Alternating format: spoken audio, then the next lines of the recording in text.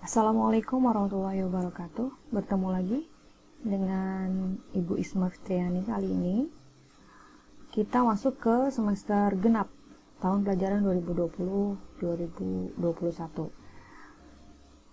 Kali ini di mata pelajaran matematika peminatan kelas 12 MIPA kita akan membahas tentang bab distribusi normal. Pada bab kali ini yang akan kita bahas, yang pertama tentang fungsi distribusi normal, kemudian cara menggunakan tabel normal, dan yang terakhir menyelesaikan masalah yang berkaitan dengan distribusi normal. Jadi harapannya setelah kalian mempelajari materi ini, kalian dapat menjelaskan karakteristik data berdistribusi normal yang berkaitan dengan data berdistribusi normal. Apa itu berdistribusi normal? Berikut ini ilustrasi untuk kurva normal. Biasanya dalam satu lingkup atau kelompok tertentu, misal di kelas, kita tahu nilai siswa yang berprestasi bagus itu ada di kisaran 40%. Ya, sementara yang perlu peningkatan itu biasanya 20% dan tidak memuaskan itu 10%. Sementara yang memuaskan 20% dan istimewa hanya 10%. Biasanya polanya seperti ini dalam satu kelas, di mana yang berprestasi bagus itu adalah persentasinya yang paling besar, sementara yang nilainya lebih bagus atau malah kurang bagus itu ada di bawahnya, di bawah jumlah 40% ini. Pola distribusi normal ini di mana tidak memuaskan, perlu peningkatan, kemudian bagus dan memuaskan sampai istimewa, ternyata bentuknya mengikuti kurva seperti ini. Nah, ini disebut kurva normal. Ternyata ini juga dapat kita lihat dari aturan Tuhan Sang Pencipta yang mengatur segala hal dengan harmoni yang mengesankan. Salah satunya adalah tentang karakter atau atribut makhluknya dengan pola menyerupai kurva normal ini. Misal, seperti IQ, berat badan, tinggi badan, dan seterusnya. Dimana coba kalian lihat, dari sejumlah kelompok, pasti nilai yang sangat tinggi, misalnya IQ tinggi, atau berat badannya terlalu besar, terlalu berat misalnya, atau tinggi badannya terlalu tinggi, sangat, gitu ya. Maupun juga dengan yang sangat rendah, misalnya IQ-nya sangat rendah, berat badannya juga terlalu kecil, kemudian tinggi badannya terlalu pendek, itu biasanya jumlahnya sangat sedikit, berarti dia mengikuti pola seperti ini ya. Ada di sebelah kiri sedikit. Begitu juga yang sangat berat tadi juga sedikit jumlahnya. Itu ya, bisa dipahami ya. Nah, sementara apa yang paling banyak? Yang paling banyak adalah yang mendekati rata-rata atau hampir sama. Biasanya berat badan misalnya kebanyakan di antara 40 sampai 60 misal gitu ya. Sementara yang berat badannya 100, dia jumlahnya sedikit gitu ya. Atau yang berat badannya kecil juga sedikit. Itu dipahami ya, bahwa kurva normal seperti ini, ada yang sangat kecil, jumlahnya sedikit, sangat besar juga sangat sedikit. Tetapi yang paling banyak adalah yang mendekati rata-rata, itu disebut kurva normal. Nah, sekarang kita akan membahas grafik distribusi normal. Pada suatu data, frekuensi tertinggi biasanya berada di sekitar nilai rata-rata. Tadi ya, yang sudah dijelaskan. Jadi yang paling banyak itu biasanya yang mendekati nilai rata-rata.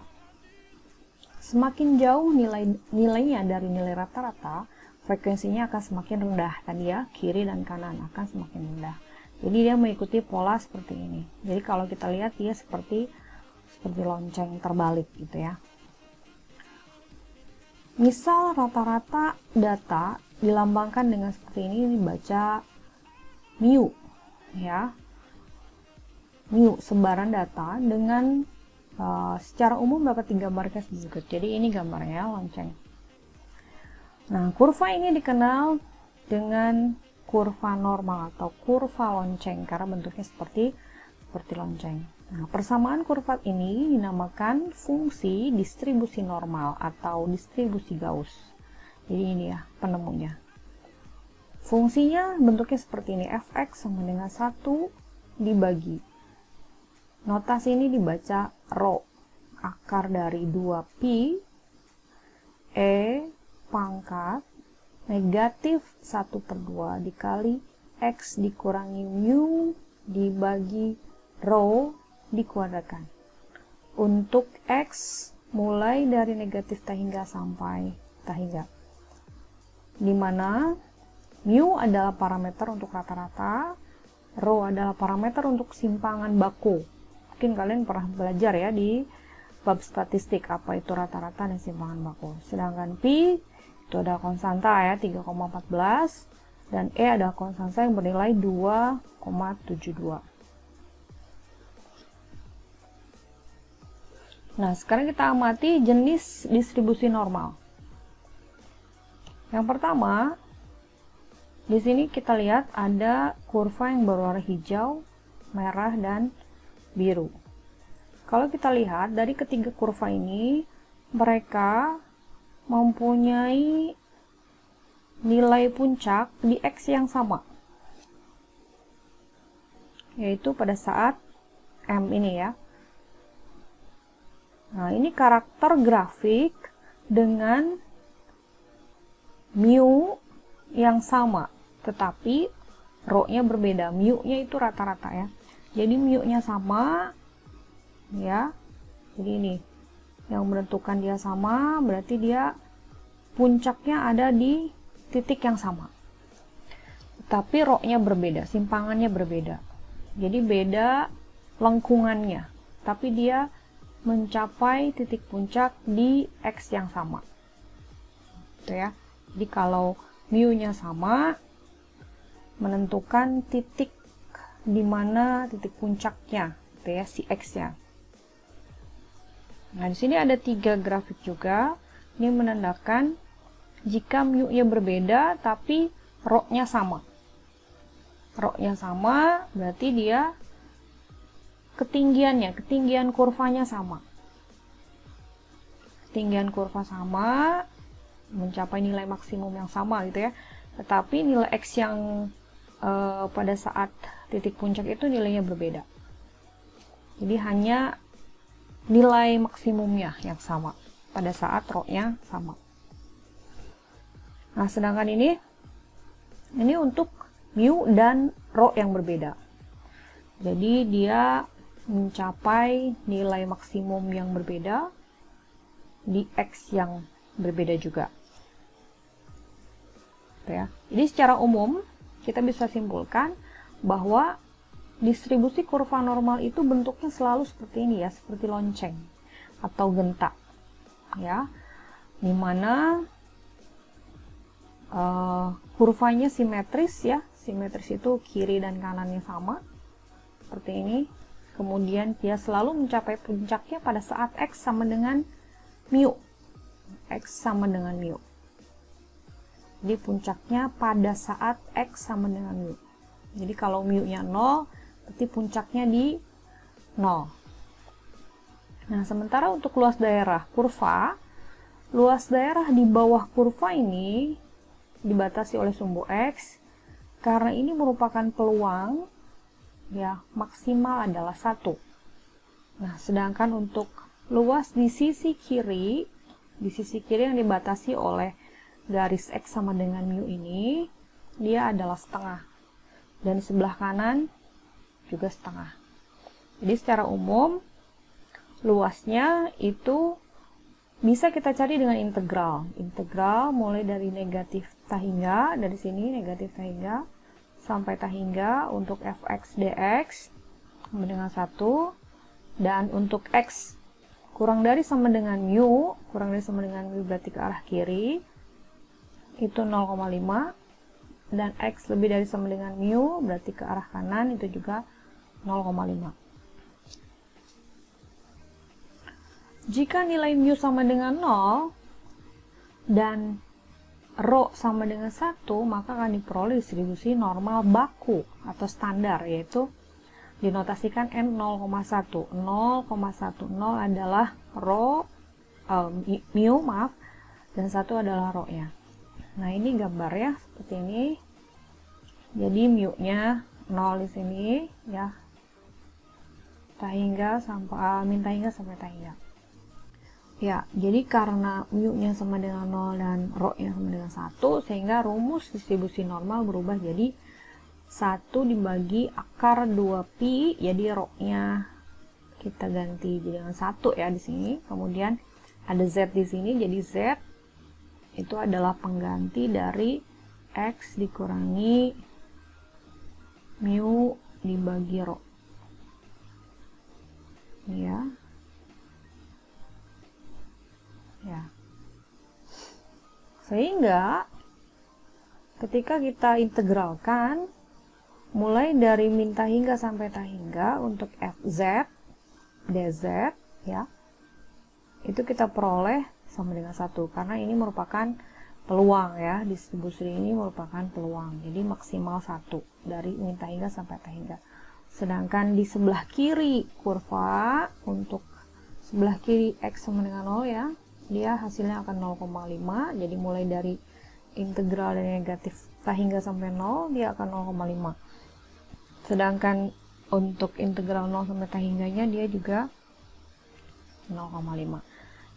Nah, karena menentukan integral seperti ini tidak mudah, di sini ada E ya, yang lumayan kalau dicari kita harus menggunakan kalkulator, sehingga ada cara lain dengan menggunakan tabel distribusi normal.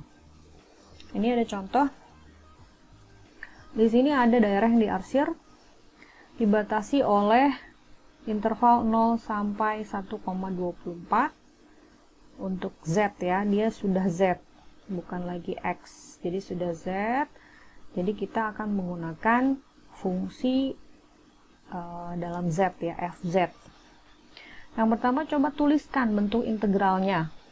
Tuliskan saja bentuk integralnya yang menyatakan luas daerah yang diarsir. Maka untuk menjawab yang A, daerah yang diarsir yang dibatasi oleh 0 sampai 1,24 untuk Z, maka luasnya adalah integral mulai dari 0 sampai 1,24 fz dz ya. Fz nya adalah 1 per akar 2pi tadi ya, E pangkat min setengah Z pangkat 2 dz. Selesai. Jadi kalian cukup tuliskan seperti ini saja. Kalau diminta tuliskan bentuk integral ya, kalian cukup lihat batasnya dari mana sampai mana, dan dia harus Z. Tapi ketika misalnya X, ya berarti ini fx ya, rumus awal tadi. Nah, sekarang bagaimana kalau disuruh menentukan luasnya? Tentukan luasnya daerah yang diarsir dengan menggunakan tabel. Ya, untuk bagian B, bagaimana cara menentukan luas daerah di bawah kurva normal baku pada interval 0 sampai 1,24. Di sini sudah ada tabel. Tabel ini bisa kalian lihat di buku paket halaman 170. Tabel distribusi normal atau distribusi Z. Kita lihat, kalau kita lihat kurvanya, kalau kita flashback ke kurva, nah, kurvanya bergerak ke kanan dari 0 ya, 0 sampai 1,24. Artinya kalian cukup mencari di tabel nilai Z untuk 1,24. Nah, sebetulnya dia akan sama nilainya ketika misalnya kalian ditanya dari negatif 1,24 sampai 0, dari kiri sini sampai 0, itu juga akan sama karena mereka simetris. Jadi cara mencarinya sama, di tabel kalian cari 1,24. Kalian pertama cari 1,2 nya dulu, ini 1,2, kemudian cari 0,04. Ini kalian tarik, cari, luruskan dengan 1,2 tadi. Ini berarti ini nilainya. Jadi luas daerah kurva yang diarsir tadi adalah 0,3925, seperti ini.